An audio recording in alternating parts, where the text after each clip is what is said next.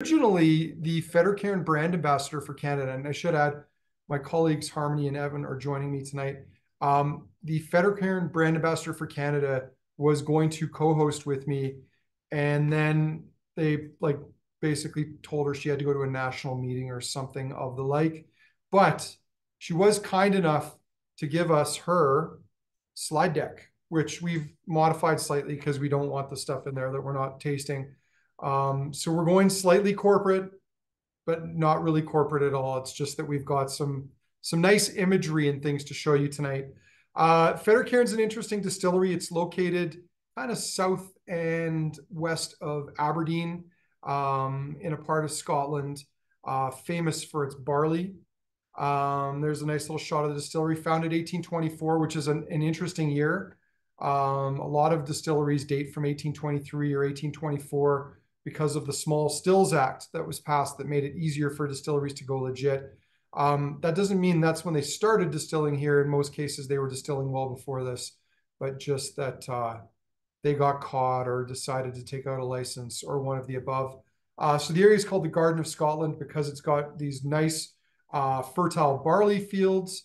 They're protected from the mountains in the middle of Scotland, so they don't get as much rain as the West Coast.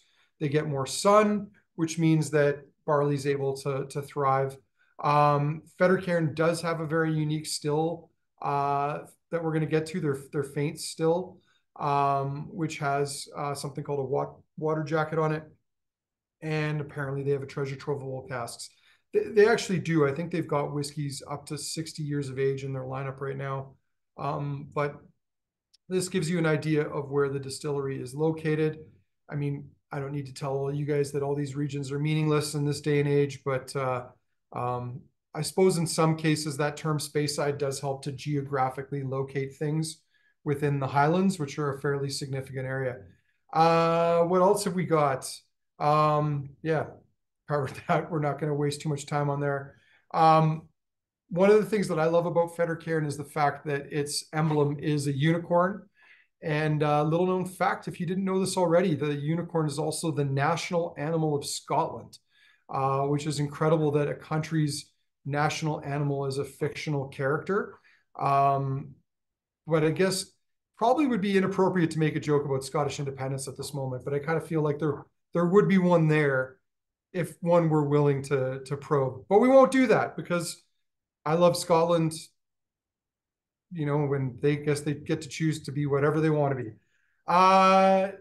Anyway, let's end that for now. Some images from the distillery, giving us a little sense of the place where we're going to sample whiskeys from tonight, because we don't often have images or the like to share. But Harmony, Evan, before we dive in here, anything you guys want to add about Fettercairn before we get going? Yeah, so I've been looking forward to this tasting myself since you decided to do it, and I think I'm not in the minority here. Sam here also mentioned like I haven't had a lot of Fettercairn, and I haven't had much Fettercairn in a like where I'm having more than one every 2 years essentially as an independent bottling. So to have a lineup of seven and maybe get a bit more of an idea of what their style is something I'm really looking forward to. Cool. Harmony? Yeah, no, I'm excited that we're doing this. I was lucky enough to try some of these at the Banff Whiskey Experience last fall or winter, and I really enjoyed them and quickly asked Andrew if we could list them, which I think helped spawn this idea. So I'm really excited. Yeah. No, I mean, I had a fondness for Fettercairn. I don't know if I've got one handy, but we actually, about 12 years ago, they had a core range of 12, 30, no, it was 24, 30, and 40-year-olds, and then a young one called Fior. And they were exclusive to Kensington Wine Market for at least the Fior. I think they eventually opened up, but the mature ones were exclusive to us for a while. And so I definitely remember the brand, the first incarnation of it. And this was just around the time that Dalmore went from, you know, what was it, $1,500 for a 40-year-old whiskey to 15,000 the next year. It was kind of like this weird time in Scotch whiskey. And that range was lovely. They were great whiskeys. mostly refill cask. I think they were all bottled at or close to 46%, which was kind of cool.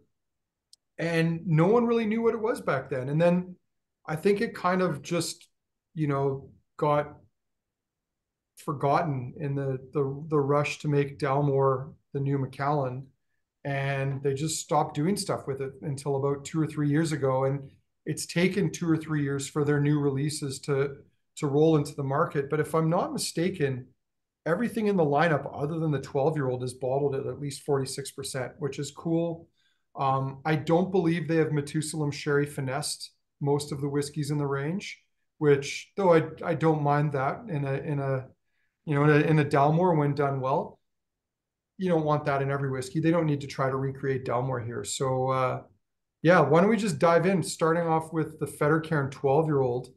Harmony, to your point before, and I think it was something we independently had the same idea to do, was, occasionally when some of these distilleries that we don't typically focus a lot on, when we get enough bottlings, it's kind of fun to put together a range, because we don't often see enough of them. And yeah, the core range's arrival was sort of that opportunity to do that. Yeah. And it's like Evan said, if you're only trying one or two a year, it means that we're going to have to reserve these bottles to build a tasting. So it's kind of fortuitous that we had these independent bottles in the market at the same time that these landed in Alberta. Yeah. So this is the 12-year-old, 40%, ex-bourbon. I'm guessing Kurt must have written this up. Yeah. The bicentennial, and that's the other thing, it's their bicentennial this year. I don't know what to make of this, because whoever wrote that, and thinking this is Kurt, it just says ex-bourbon 40%. Somehow I don't think that's all there is to this, or if there is, there's definitely some E150 in here, because it has way more color than the rest of the whiskeys in the lineup. That's, that who the owner of the company is, so it's probably going to be 150. So yeah, while you guys are nosing and tasting that, go ahead, and I'm gonna go back to the slide deck, because there's more photos of the distillery, but I think we eventually get to the image of the 12-year-old. So there's the distillery. Actually, maybe what I should do is actually skip ahead to that. It wouldn't be surprising. It's 40%. It's not the higher 46 or plus of the others. So yeah, it could be colored. Well, I was hoping that we would have some useful information here to help shape our discussion of the profile of this whiskey, but I'm not sure that this is going to help. Pure by design.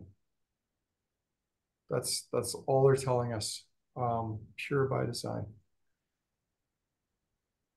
It's very floral. It's got a nice floral character. It's very fruity and almost sugary. It almost reminds me of opening a bag of refined sugar.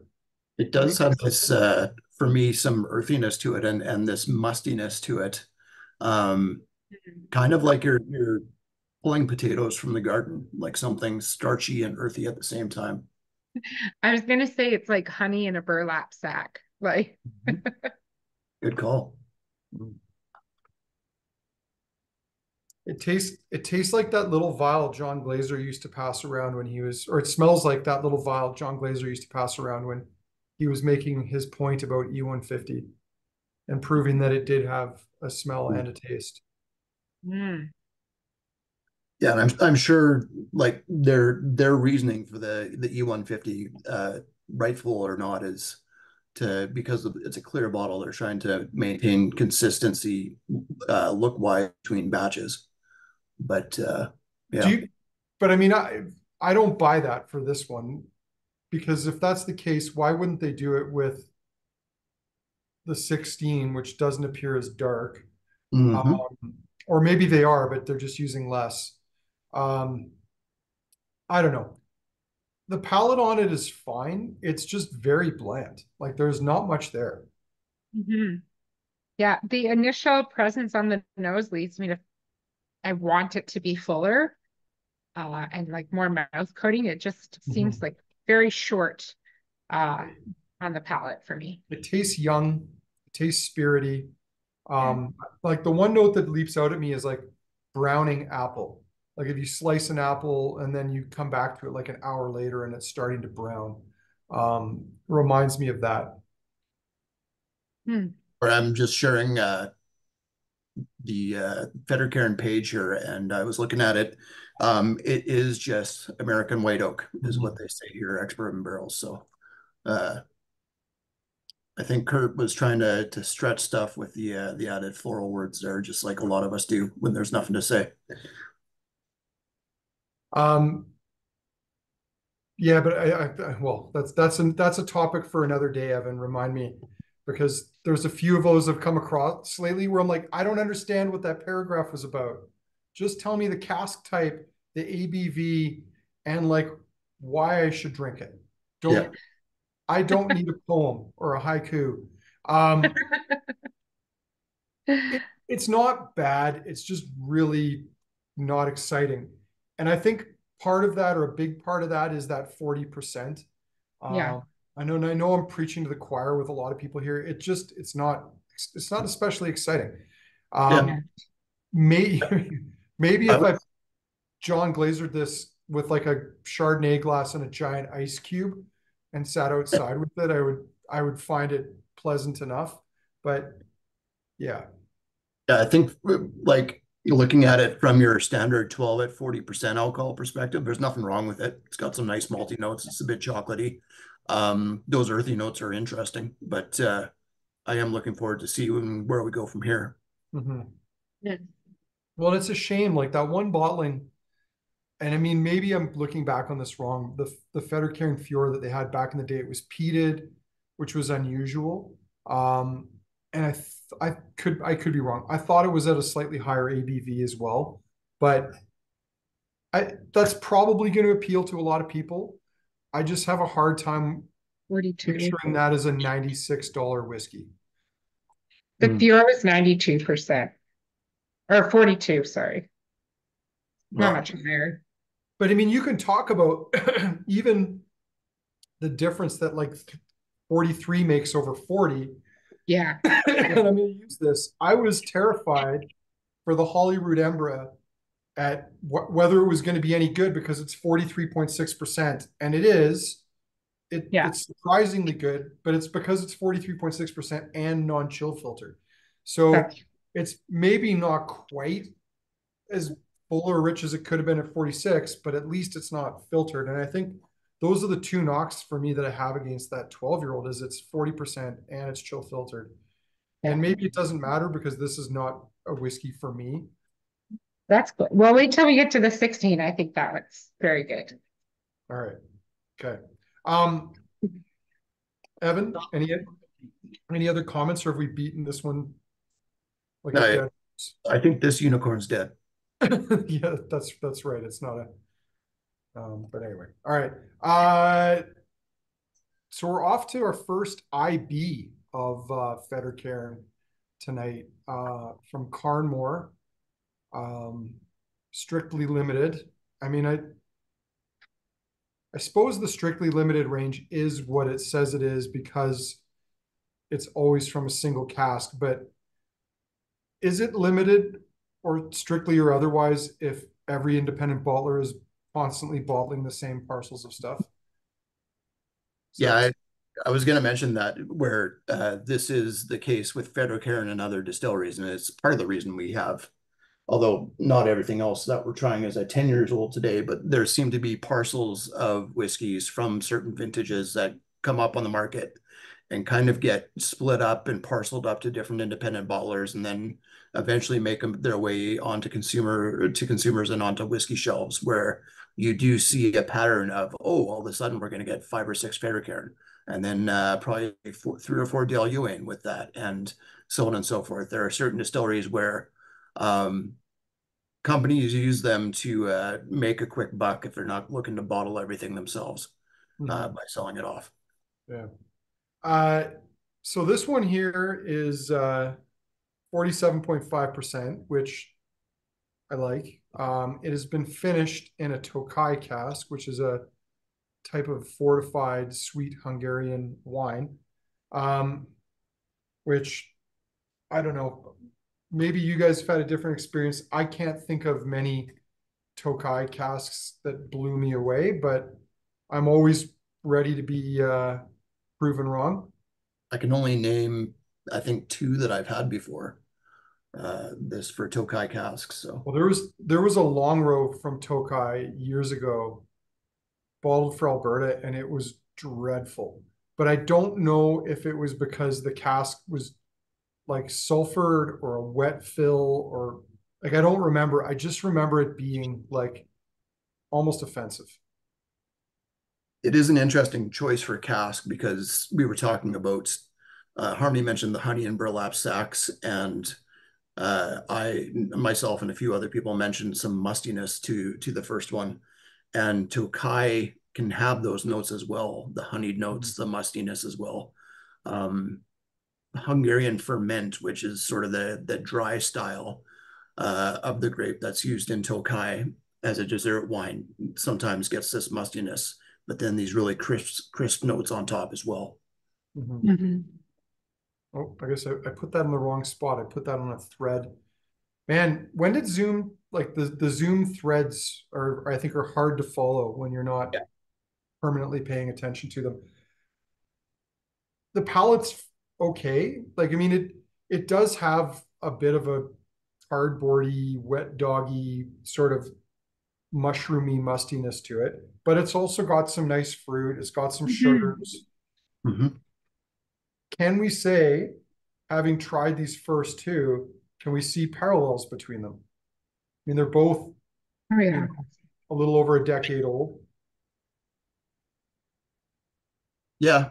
I mean, I don't know if I'd be able to pull them out of separate tastings and say, yeah, they share the same DNA, but side by side, I feel like they do. Yeah. Side by side, I like the nose on the 12 more than this 10. Same, which is surprising. It goes a bit more tropical after nosing and Yeah. tasting. I don't find it, still feel the palate is lacking for me, but the nose is very pretty. Where the second one, the Strictly Limited, I find the palate becomes more brighter and more fruit driven near the end. Like I'm getting like syrupy pear, peaches and nectarines on the finish of that. Yeah. Or apricots. Yeah.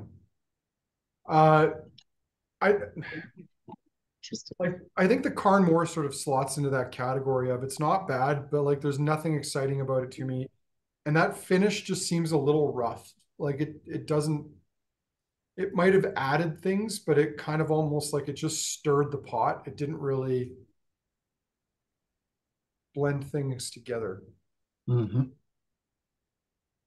Well, I added 2 drops of water and it went super hazy. Nice. Which I think we'd expect because it's obviously it's non-chill filtered and bottled at 47.5%. And it goes very, very dry with water. So yeah. It's kind of like bitter chocolate. Yeah, with a little bit of acetone. Like yeah. Acetone and slightly astringent, like with those pear and apple notes, which sometimes lead into acetone for me at least. And we're talking here about the Carn more, right? Mm-hmm. Yeah. Yeah. Yeah, I think that's all the wine cast talking with the water added. I think so. That doesn't sound promising. Nope, 47.5 was a good choice. Yeah, it's better neat in my opinion. I agree. Yeah. Okay, back to the distillery range. So now we're on to the 16, bottled at 46.4%. This is, Harmony, I believe we checked this with Sean beforehand. This is, it's the 2022 edition, as it says on our website. And it was matured in both sherry and sherry finished casks. So it's a mix of straight sherry and sherry finished single malt. So I'll put that up on the screen for people to see. And then let's dive in. You guys are probably ahead of me on this. Why don't Evan, why don't you start us off on the nose here? Yeah, I'm kind of cheating. I'm just reading the Fettercairn page on it at the same time. It does mention some tropical notes, which I get. It does have a bit of a floral note coming through there too, which I seem to recall some Fettercairn getting from the SMWS and from other independent bottlers when it gets a bit older. But Well, I would definitely say that the first two both had especially the 12, had a fairly floral profile to them. Um, the style that a lot of the whiskey writers attest to Fettercairn is that it should have a very nutty profile. And this is the first one, I think, of the three that is leaning into that nutty profile, but could that also be coming from the sherry cask? I mean, it's probably a certain amount of it is coming from the sherry casks. yeah, the palate's interesting. It again goes a bit lychee driven for me. It's got a chamomile tea and as well to it, but then there's this spice that comes in and kind of cuts everything short, like where it's not a super long finish. Still pretty tasty though. Yeah, it's got some ginger spice on that finish and still acidity in there. It's got more body than the 12 for sure, and it's more balanced than the Carn bottling, which was just I found a little bit on the rough side. There's some nice fruit tones there. It's still got that musty character, but I think it's mellowed a little bit. So I don't know, maybe that's part of the core style is that it's got this faintly musty note to it. Yeah, I find the finish, like you said, it gets really dry, and that has some similarities to the Carn for me, in how it finishes. Yeah, I see a pretty big comparison on the finish of that one actually, and I'm wondering if there are wine casks involved in the making of this or not. Well, I guess sherry PX and ex bourbon. I don't know. Oh, is that what it says? Sorry, Yeah, like the PX could be where that darker, drier note's coming from. True. Bit of macadamia nuts now, in with everything else on the nose. I mean, for being sherry matured and sherry finished, I mean you can tell that there's some leather spices, but it doesn't come across as insanely sherried. And again, that color is extremely pale. Like you would have thought that we'd get a little bit more color here of some of this. I mean, maybe these are used Dalmore casks and Dalmore's just squeezing all the color out of it to cut down on the E150 budget. But it's just extremely pale. Well, I personally am okay with that. I'm frustrated as a retail person having somebody walk up to a really dark bottle going, oh, this must be good. Look how dark it is. Like, oh, must it? Does that mean that any sherry that's not dark is not good? I know several fourth fill Glenfarclas family casks that could prove you wrong. So I personally don't mind that it's not dark. I understand though the perception of, are you sure this has multiple sherry casks? Is it so pale? But I still think it imparts flavors of the sherry cask, which. Well, and Evan, I don't know if you're on their site still and can research this, but I would have to imagine that if they're promoting this as being sherried, and there's no, like the color is on quite pale, then I think we need to give them a little pat on the back here because this one has not been E150'd. And I agree, like it's really growing on me, but I think partly I'm still trying to figure this one out.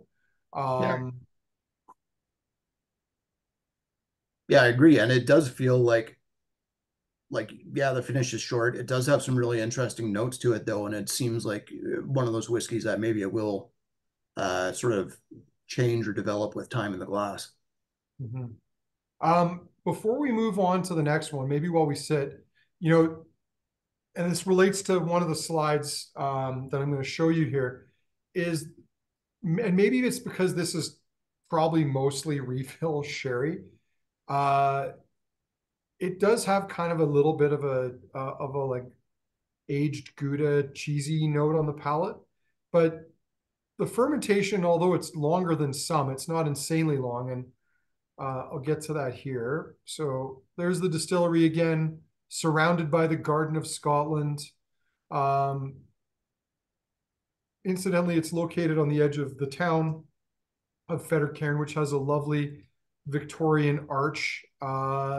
Traditional cast iron mash tun. You don't see these in a ton of distilleries anymore.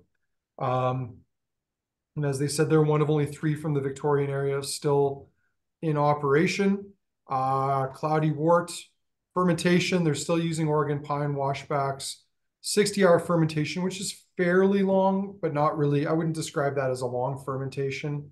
As I said, that's probably about average, especially for the distilleries that have been trying to churn over production. Fairly low ABV on the wash, though, 8%. You don't see many distilleries with washes that low. Most of them are pushing 9 or 10. What else have we got? Distillation. This is the unique feature that they have developed in the 1950s, and it's called a water jacket. And it's essentially a ring of water, cool water, that drizzles down the neck of the still, cooling it. And the idea is that it's supposed to make the still artificially taller. It's to cause reflux and force only the lightest vapors to rise all the way up the neck and then down the line arm. And they said creates a fresh, juicy, fruity spirit. It is a cool feature. The water's collected here, and then I believe it's taken to cool, and then it's recycled back through it, so it's not wasted. And then their warehouse of maturing stocks there. And I believe that they have 12, it's either 11 or 12 dunnage warehouses, which is impressive. There's not a lot of distilleries that still have that many dunnage warehouses. Everyone was rushing to palletize them in recent years, which turns out is not a good idea for a whole bunch of reasons. Fettercairn 18, are we ready to move on? Yeah. I was thinking, looking at those as you put through the slides on the mash tun and then the washbacks, if you like dim the lighting and made everything dingier on both photos, it would look just like Springbank on both. Well, yeah, that room would have to be a lot dirtier, even though they have painted it in recent years. You'd have to have a lot more, like they've gone through there and scrubbed away all the fungus, that whiskey-loving fungus that grows on everything. But yeah, I don't think there are some similarities. Springbank doesn't have one piece of metal that has that kind of silver shine to it. Well, I mean, Doug's been there more recently than anybody here, I suspect. And even when Sean and I were there about 2 years ago, they had made an effort to gussy up a lot of it, which is not to say that they're replacing old things, but they have definitely made it look pretty, or better kept, I suppose would be the right term there. All right, I'm going to find the slide for the 18, guys. Tell me what you think about the 18 here. It seems to be going more into a sherry bent based on the nose. Mm-hmm. Yeah. Those nutty notes that you might be expecting of Fettercairn are more prominent with that too. Well, here's an interesting one for you. It is actually matured in American oak and then finished in Scottish oak. What? Yeah, that's what we got here. 46.8%. Is that the right ABV? It is indeed the right ABV. So it raises some questions for sure. Would not have guessed that based on the nose, at least. It's a bit like it's musty for me, and has some like stewed dates and kind of boiled red fruits that are. Yeah, that palate makes me shocked that there's no sherry involved. I don't know what to tell you. I'm happy to be shocked. I mean, it could be, yeah, you're right. Yeah. It does come across like that. It could be, it could just be the profile of Scottish oak. Uh, Quercus alba, I believe, if I'm not mistaken. But I'm going to go back to the slideshow for this one because this one is the most helpful of all. A taste of tomorrow. So you're tasting the future here, folks. Nice. Somehow, not really sure how. But yeah, I agree. Like it's got that sort of rich, chocolatey, leathery note that would make me think it was sherry cask. Um, and I can't think of too many whiskeys that have been in Scottish oak. I know Glengoyne had a Scottish oak release for a while, and even that was only finished. And I remember the story at the time is that there was not a lot of Scottish oak suitable for making casks. And a part of that was because they'd used so much of it on the Scottish Parliament to adorn it with Scottish oak when they built that building. But at least that's what they were saying about roughly 15 years ago. So all they had to do was tear down Parliament. Mm-hmm. It's been seasoned with lies and innuendos and partisan bickering. You know, it's funny. I mean, and I don't mind this, but this tastes way more sherry than the 16. So they say the 18-year-old is an annual release, and I wonder if I don't know. We'll have to take a look at the bottles. Chances are they don't have any more information on them. But Harmony and I had Sean look at the store, Yeah. and this is correct. This is the 2022 release, and that's supposedly Wild. Well, that's cool. on it. It's fun when they don't do what you would expect them to. So, well, they clearly have bottled something decent. Like I think I'm not seeing too many people saying they don't like this one, at least in the context of the lineup that we've had so far. yeah, and I'm not saying peat or anything, but it's probably the two casks in effect there, but there's this sort of nutty smokiness that yeah, it is with. That's quite nice too. Yeah. Somebody in this chat said that it kind of has like a cheesiness, and I totally get that, like smoked cheese. Yeah, Andrew, you said it as well. yeah, and it was on this more on the 16, but I can see it on this as well. But that note for me was really more prominent on the 16, and I think it was more prominent on the 16 because it's not as dominant. Right. But I did check on Whiskey Base, and same thing. Yes, it is Scottish oak. That's the main difference here. The one comment though that I did like, I have to acknowledge, I actually quite like someone commented there about the bottles, marketing wankery, which is a great term. But yeah, the bottle is lovely. Like it's a nice bottle. Where I get frustrated is if their sales don't hit the goals that they want within the next 4 or 5 years, they're going to just redo it. And, because some marketing company told them that they had a solution and it's the packaging. But yeah, that's the biggest issue with the company that owns them is outside of Dalmore, every other distillery is in a constant and consistent identity crisis. Hey, but if it makes some artsy folks in London like extremely wealthy, good for them. They've earned it. It's very rich. I would almost say like this is almost on the verge of being over oaked for me. Like there's these spicy coffee bean kind of tones to it. And I think maybe maybe this was virgin Scottish oak. I don't know. Are we allowed to say that anymore? I know someone wants us to say new instead of the V word, but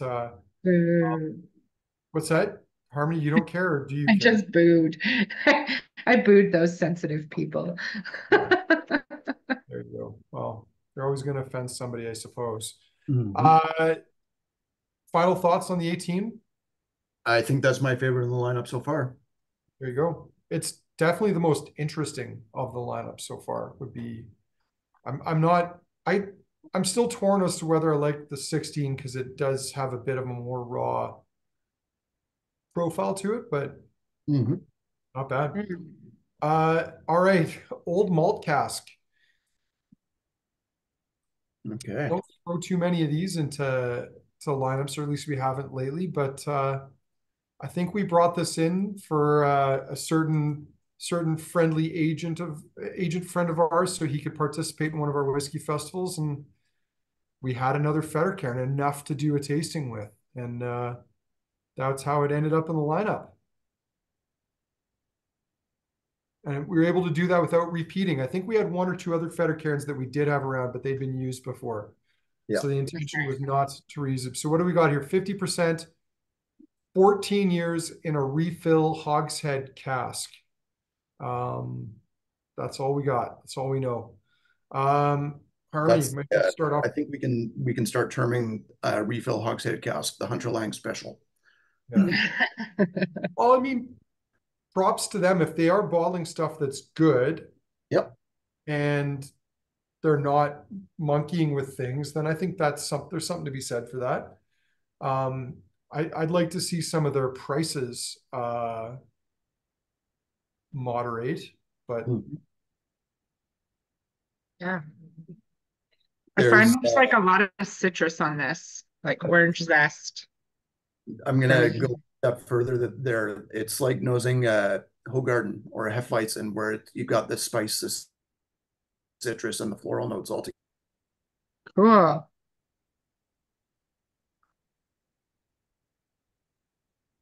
There's something very beery on that there too for me. I definitely know where you're going. I can understand that. That vibe. It's now I wish it was a lower ABV and I had like 10 more ounces of it. I think that's my favorite so far.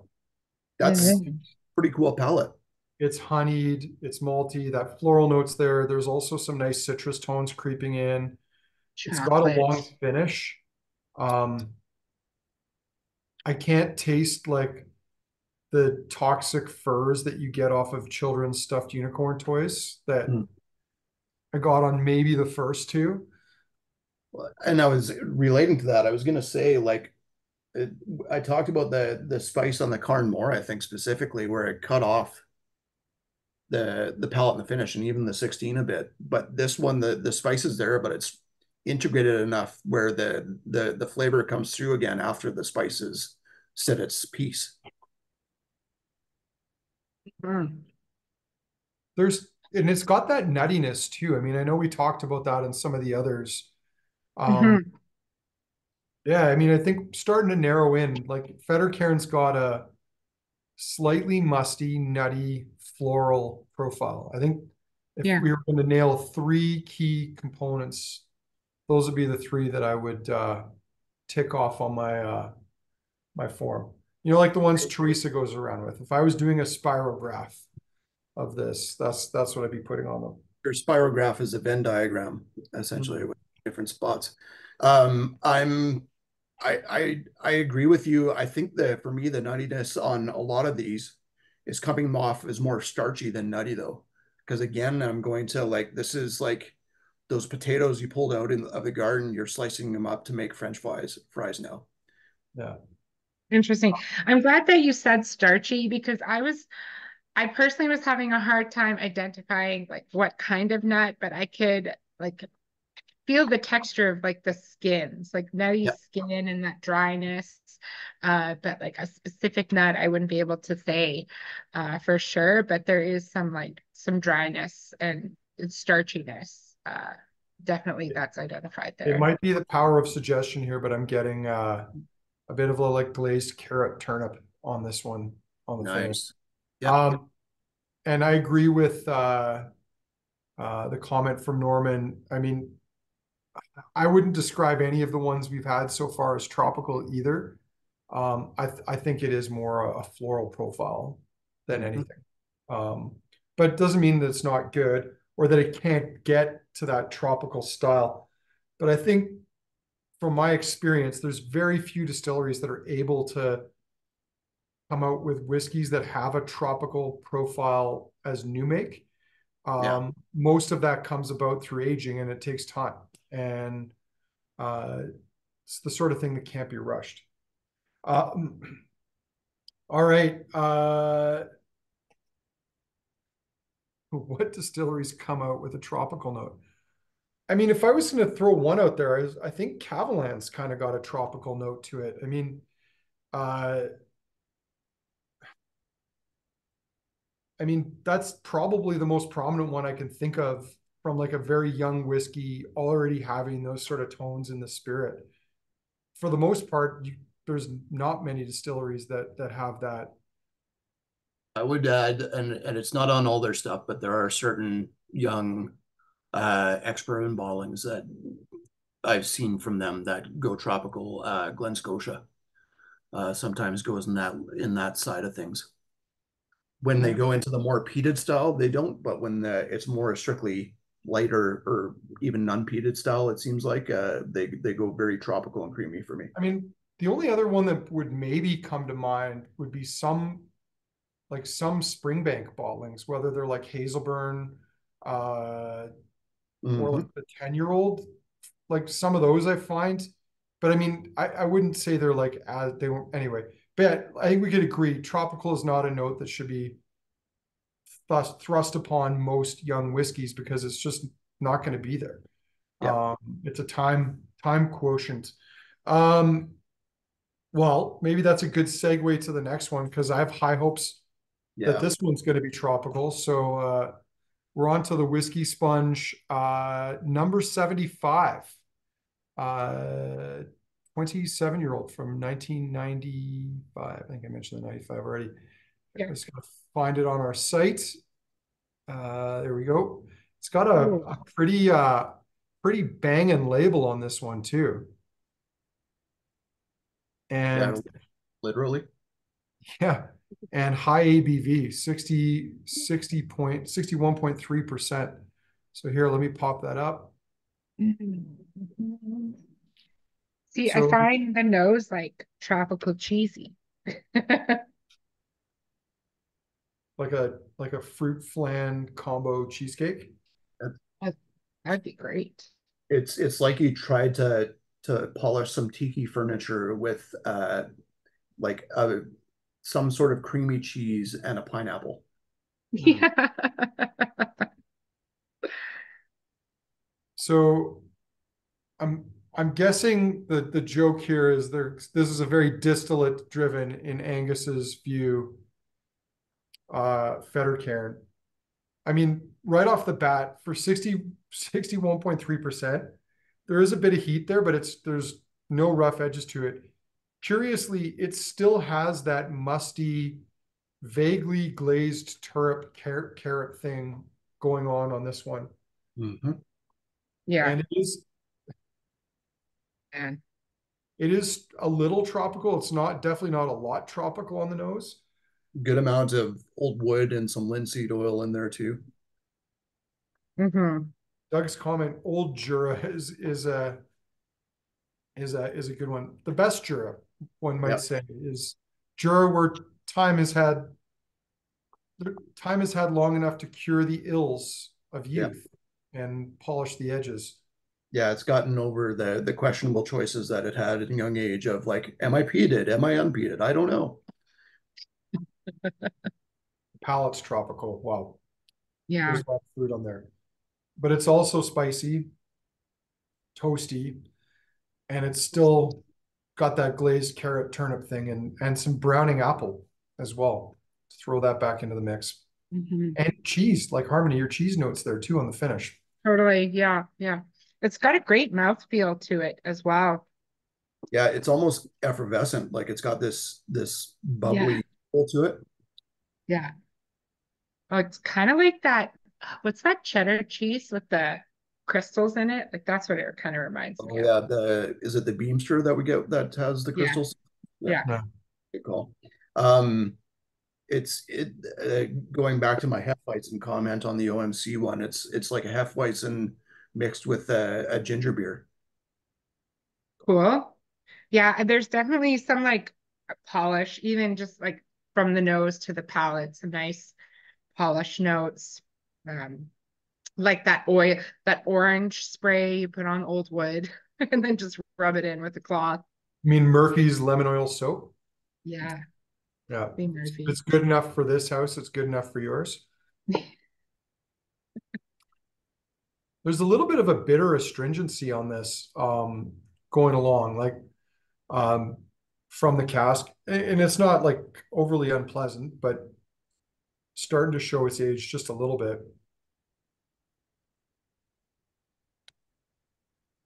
Turning more lemon to me than the orange that I said earlier. Evan, you've got a new nickname. Where's that? The bottom of the chat, I believe, but I don't know because the chat seems to go like this when people start commenting on things higher up. I'll take it. Which Jeff's been shunned on the chat, it looks like. Harmony, I think your like furniture polish note is a good one because this is getting a little varnishy. Especially with that note, like it is like teetering into like a waxy sort of lemon pledge note too. Yeah. Not in a bad way. It is. Go ahead. I was going to say I added water. I wouldn't recommend it. Okay, I was about to try it. So no, it makes it just very dry.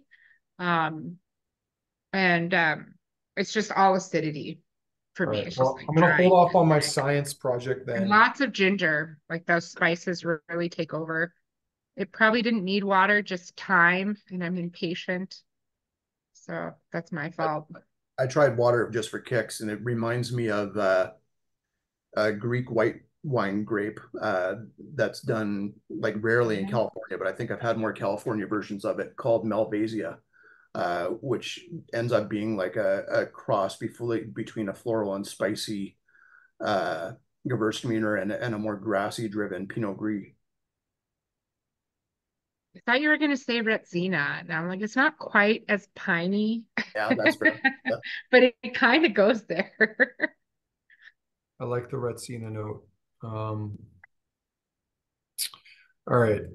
I'm just going, I'm actually now kind of curious. I want to see if I can see if there were actual tasting notes instead of Angus's just strange diatribe on the whiskey.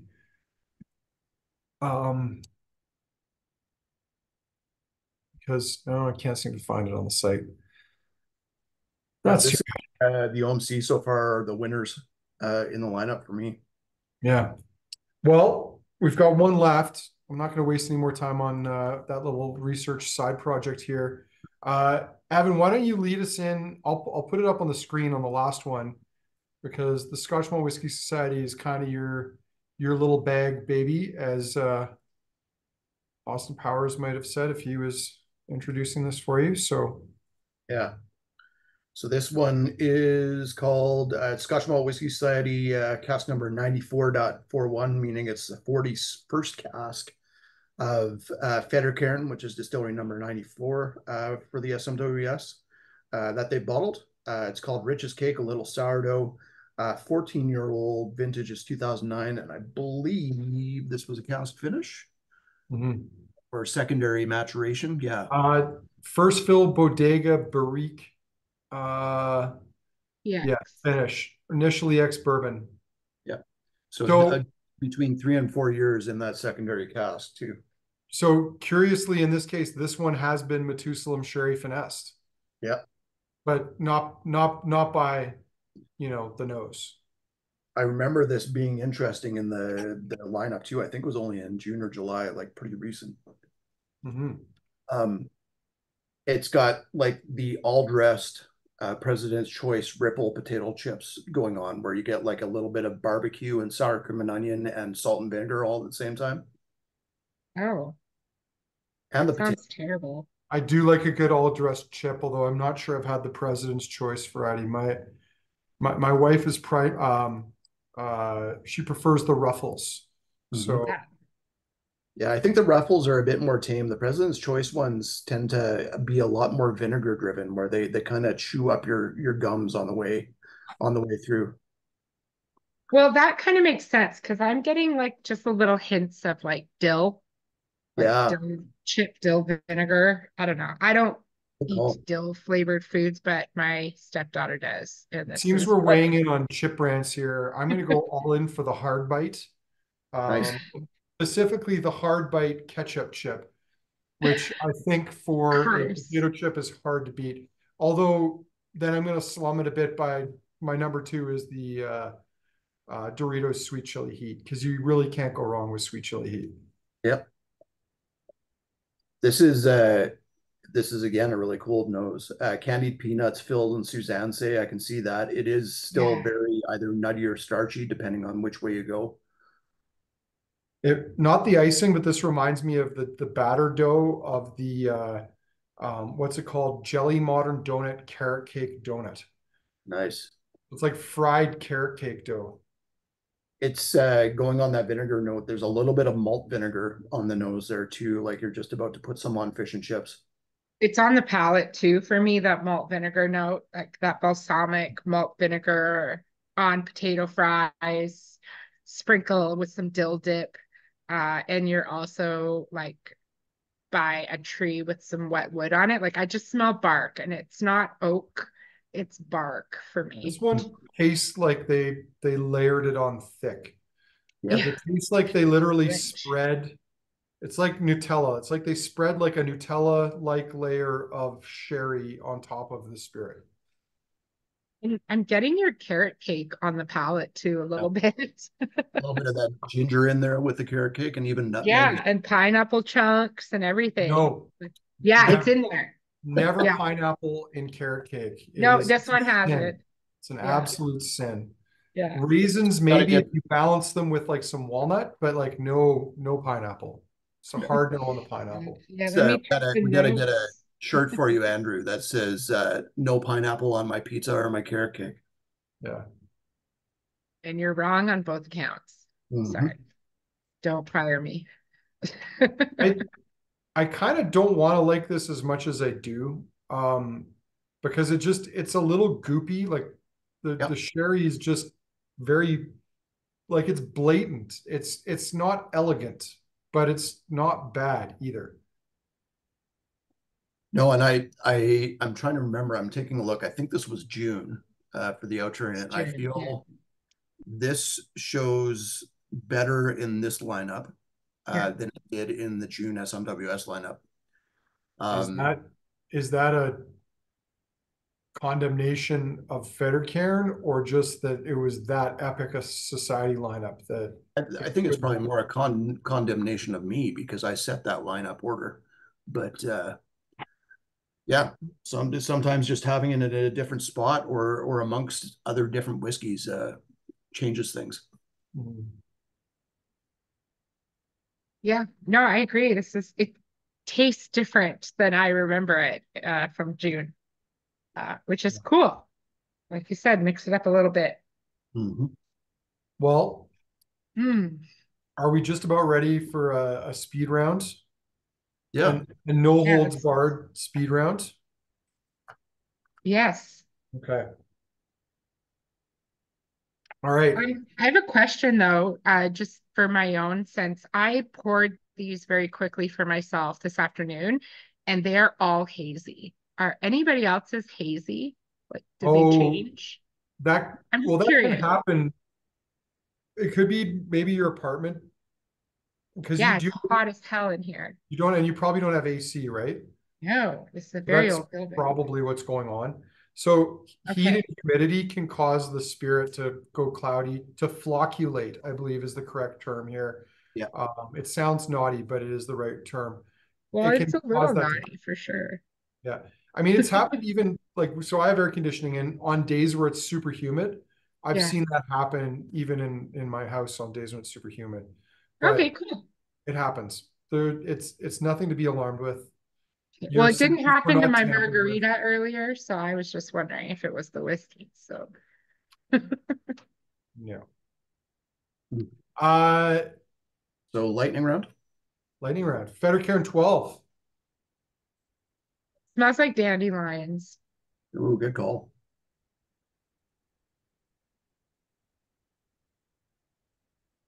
Dandelions and maybe like a little bit of, like, I don't know, cinnamon butter. It's pleasant. It just doesn't stand up like it's 40 is really showing right now. So light compared to the last one. It just like it's nothing on the palate compared to that. Doug has bestowed upon you and Andrew.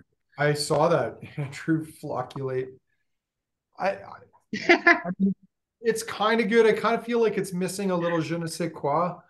It's almost there. I feel kind of sympathetic towards more sympathetic towards the Fettercairn 12 now than I did before. I still think it's a hard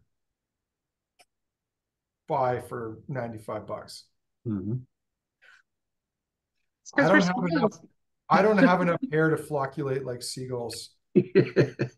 Well, I don't get it because it's not really clumping or massing. So I don't know if that's the right word. Mm-hmm. Okay. So it's fine, is my verdict. We're not really speeding along this, are we? Okay, Carnmore. Evan, did you say anything about the 12? It just doesn't show well in this lineup. Okay. It's a perfectly pleasant 12-year-old at 40% alcohol, but that's again damning with faint praise. Okay. All right. Harmony, you're ahead of us. Carnmore, go. I don't know, it's still fruity for me. It's got more of that honey note than it did before. I think it's the wine cask, and there's something almost just a touch ammonia-like on the nose, like Windexy. It's Yeah, I think it's that Tokai cask yeah, is just it it's is. just not bueno. It's just musty. But funny enough, I think this is probably a refill Tokai and it's still not bueno.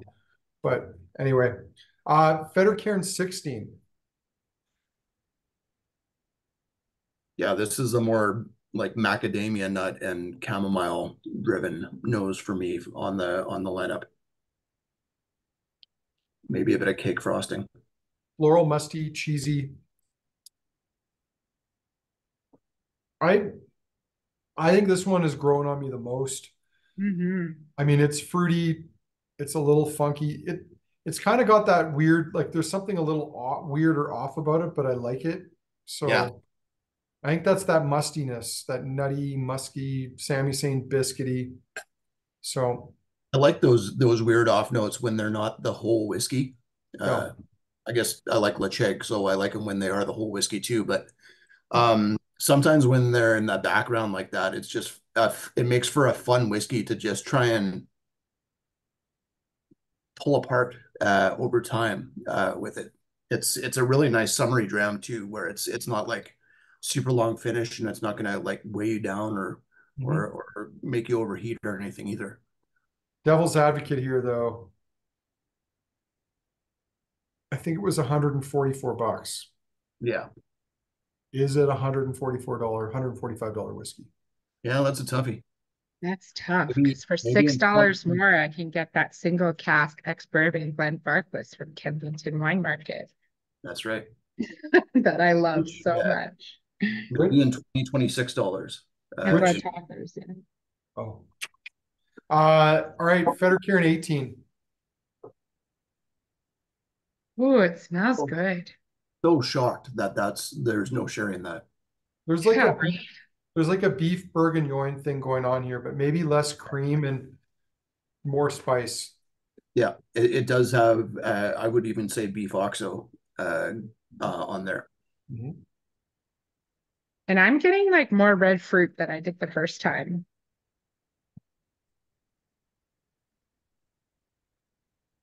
It's a real raw spiciness. It's almost like cedar, like the Yeah, planks from a cedar sauna. yeah. Cedar's a really good note. I mean, again, it's nice. I almost don't even want to mention the price. Because I don't know. I'm just not sure that this is a $335 whiskey. Like, Mhm. uh, But we have some to sell, so it's really great. Harmony wants you to buy this. Yeah. So I'll let her buy something else. I think they're unfortunately this is like Macallan is being chased by Delmore, and then everything else Yeah, in that's owned by the same company is chasing Delmore price I wise. Well, I mean, agree. this is like what's the price on Highland Park 18 now is what? That's Three 350. 350, I think, Yeah. 360. And I know like we got some, so we're gonna lower it when we have our sale in August. But yeah, I mean kind of indicative of where a lot of brands have pushed things, is because what they thought they could get away with. Yeah. And I think it's compounded by the fact that in Canada, for all the big brands, you have Ontario and Quebec that take massive margins because of their bloated bureaucratic retail systems. And then they want their prices to be the same or lower than Alberta's. So they overinflate our market prices to make sure that ours are comparable to or higher than Ontario and Quebec's. And it just makes things even worse. And then things don't sell. And they're like, why are things not selling? And it's because your prices would have been too high anyway. And then you listen to Ontario and Quebec and jack the prices even higher. I mean, this is a decent whiskey. The 16 is a decent whiskey, but the prices are ridiculous. Well, and not to try and to try and turn things around a little bit, I guess. The OMC Fettercairn, which is next and still showing really nicely, is the same price as the Fettercairn 16, and it's just at around that $10 a year point. I think this is my pleasant surprise of the tasting for me. Yeah, we literally, none of us, I don't think any of us had even tried this. We just tossed it in. This is so nutty. And I suppose I need to be fair, like the price on the 18 Fettercairn is ludicrous. The 16 is not crazy, but it's higher than it should be, is I think what I should say. And to be fair, I like this Fettercairn 14 as well from Old Malt Cask, but I think the price on it is too high too. The Old Malt Cask has like this like sweet nutty tobacco note to me now. Yeah, that's a good call. Yeah. I like it.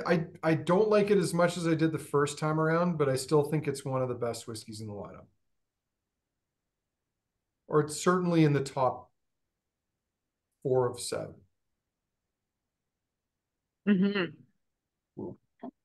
Yeah, there's like a nice, like flaky chocolate finish.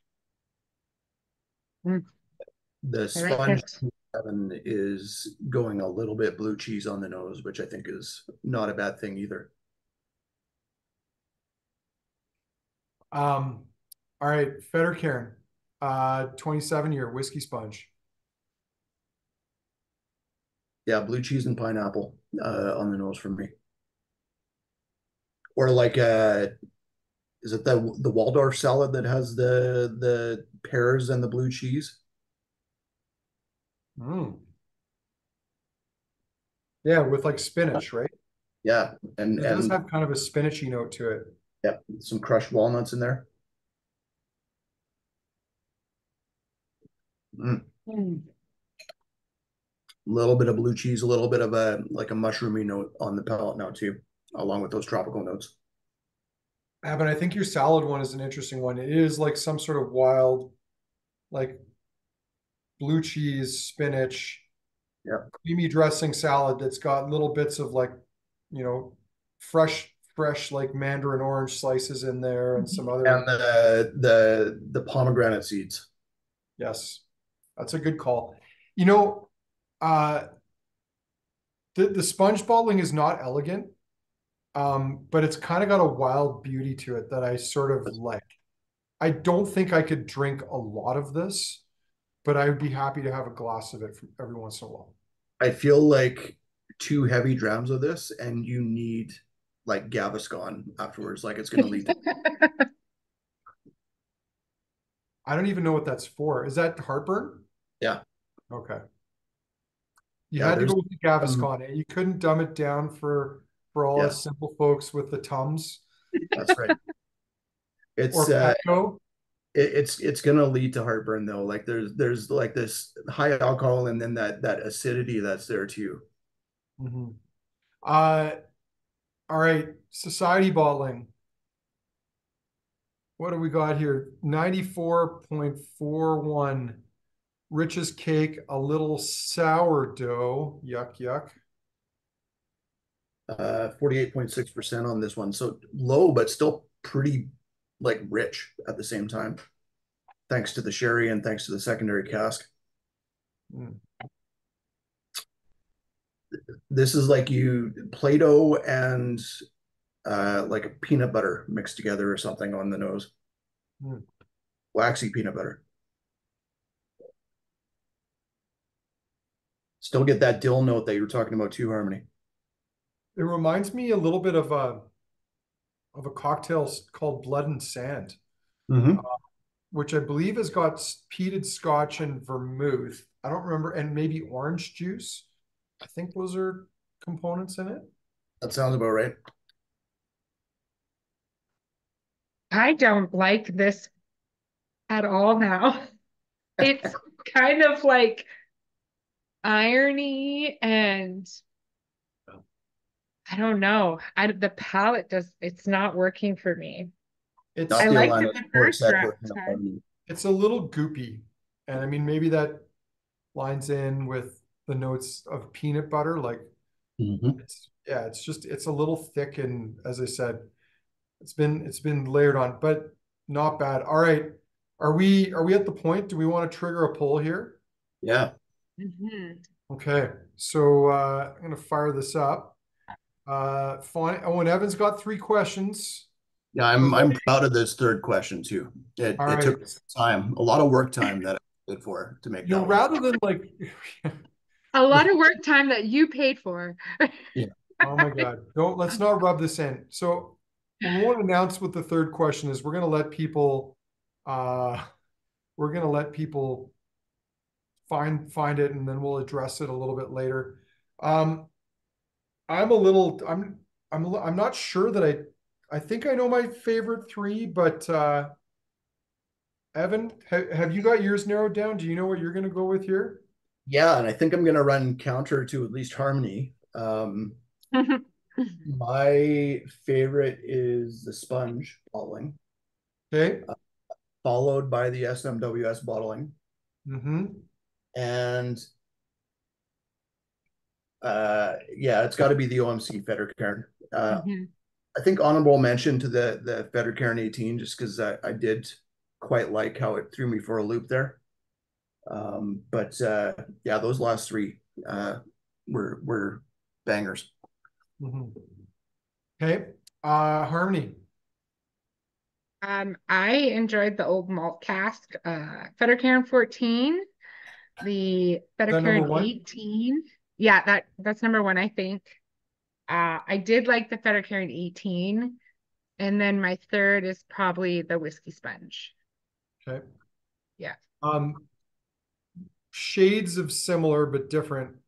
I'm gonna go with like the whiskey sponge is head and shoulders. I think the best whiskey in the lineup. It's kind of hard to match that. I'm gonna go Old Malt Cask for my second favorite, and then I think I'm gonna go Fettercairn 16 because it's a little cleaner than the 18. And my honorable mention goes to the Society Balling. Like I liked it, but it's just I don't think I could ever see myself buying one because it's so almost over the top.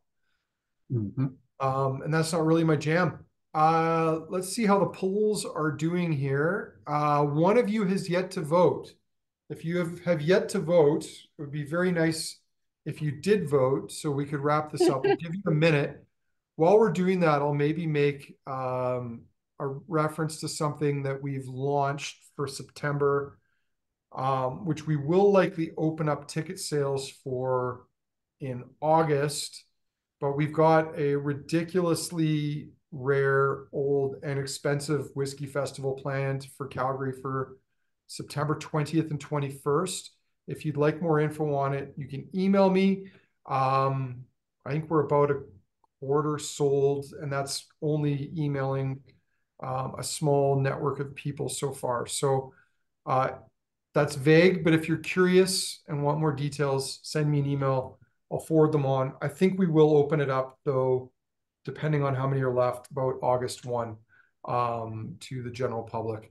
Uh, has anyone, that 13th person has not voted, so we're going to call it.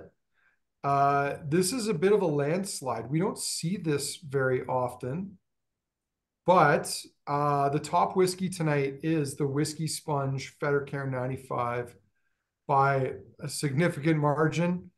And the second favorite, interesting, it's the 18 Fettercairn and the Old Malt Cask, and a little bit for the Society bottling. So there we go. And Evan did ask a third question.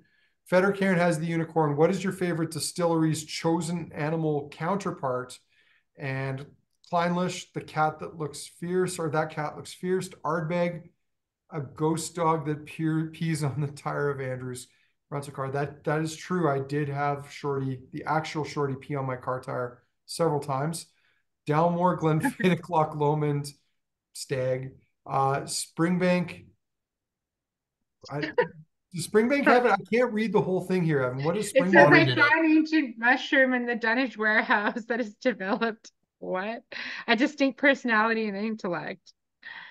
Well, they also have that giant iron wheel from the, you know, I don't know, what is it? The Industrial Revolution that's kicking around there. But yeah, you can see the votes. McAllen, it's a lemming. Very good. I was pretty happy with that. I mean, LeCheg would have to be a cockroach. Like, that's No, the only animal that could survive the apocalypse. No, my wrong. I Lacheg, see the many Lacheg heads one, shaking. yeah, The the attendance Lacheg to your one has super a. urinal have just gone down. Mhm. I even managed to put a Trailer Park Boys reference into the Lacheg. You know, Sam Squinch. Bizarrely, on my version of this, I can't read the whole thing. It's too Just long. hover over it with your mouse. You can Is read that it how all. that works? Oh, okay, Yeah. there you go. Or put it full screen, or I guess it doesn't help you. No, it still does. You got to just hover over it. Or a Jabberwocky. Very good. I like it. There we go. Well, guys, this was a fun tasting. And I think with these summer ones, we didn't want to drag them out too long. So I think we'll kind of wrap her there. Do either of you guys have anything you want to share or add before we go too far? No, I will say I am looking forward to that Diageo tasting. Hopefully I'll be in on that sponge tasting as well, because this is like the fourth one we've done with them, or third. And No, we're not doing this one with them because, oh, time zones, and the last one, yeah, we're just going to do this one ourselves and have some no fun with worries. it. I haven't Maybe done a sponge Igor will tasting. participate and be like, guys, but Igor. So we might have a bit of Igor on there. We'll see. Time will tell. Anyway, Harmony, Evan, thank you. Everybody, thanks for joining us. Hope you enjoyed the tasting tonight. We'll be back doing this again next Tuesday. Until then, enjoy your summer, wear sunscreen, and drink lots of water.